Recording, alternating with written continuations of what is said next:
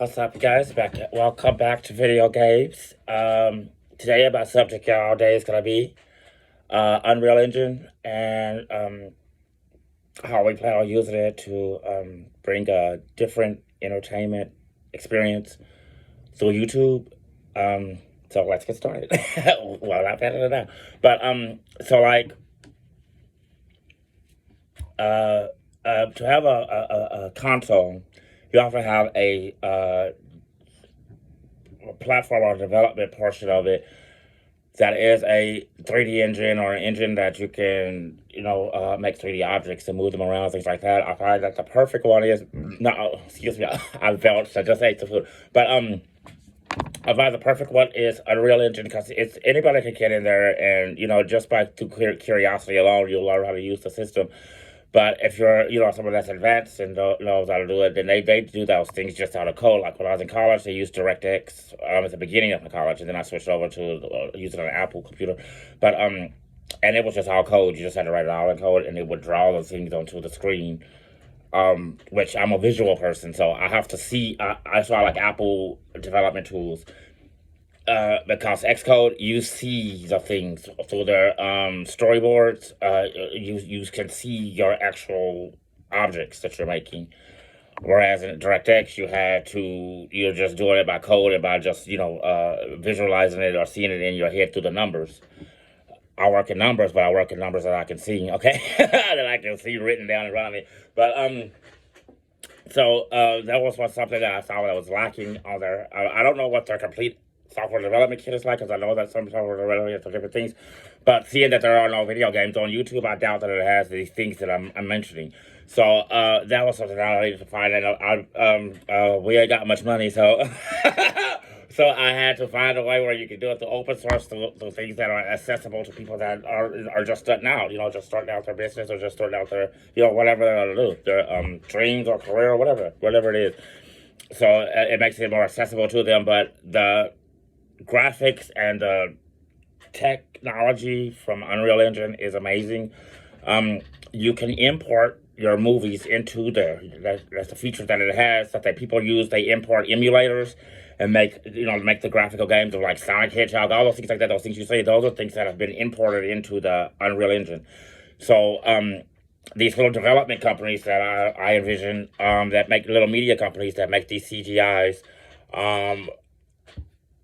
they can find old movies. So like say if it was Warner Brothers, and Warner Brothers wants to make our movie Who, and like I want to make a game called Who, where it has old actresses like Joan Crawford, Josephine Baker, and then William Haynes, and it's black and white until they get to the 50s. Okay, but it's black and white, and they're the superheroes in it. There's a storyline that I wrote on there. You guys probably saw it on my Twitter. But it's like they have to save the United States Senate. It's been so they reanimate these old movie stars who have fantastic, phenomenal abilities through their acting or through their dancing or whatever they did. Like Joan Crawford she can when her powers work, it's like she's acting in a scene and it's just so moving that it can kill a man or it can make them fall in love. And, it's just like things that's her magic. Josephine Baker has a dance, the banana dance that can, topple armies. She toppled Europe, so she could topple armies. And then William Haynes was very athletic and just adorable gay guy in the 20s. So, they just round out my cast of characters. But what was it? Rudolph Valentino, one of those. The male character can be interchanged. But I'm looking for I'm kind of Buster Keaton or like a William Haynes, Rudolph Valentino, or just one that what's his name, Douglas Fairbanks Senior. That was really athletic in the 20s or in the silent movies. He does the athletic things with the swords and stuff like that. So that's his ability. He can come in and out of being action heroes or Don Corte or whoever he played in those movies. Zorro, he can turn into those characters during the game.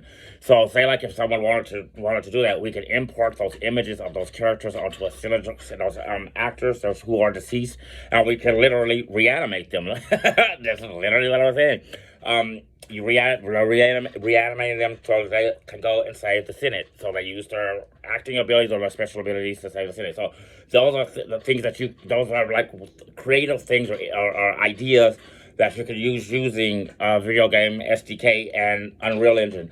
Because Unreal Engine can import movies. You can import movies, and then using our PDM, you can place. That's exactly why I envisioned this and designed it the way I designed it.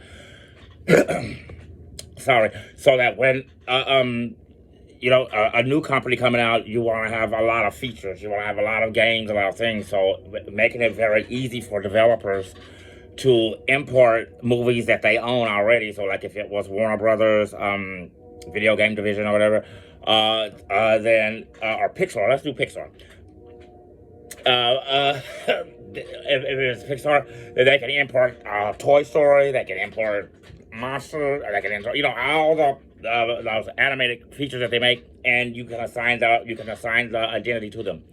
And that's what's so great about Unreal Engine is that you can import old games. We'll have a whole library of games already out the box because Epic has games that you can play through just the browser there or through Epic. But if you want to play video games, we want you to play them through our video games. So we want you to buy our features.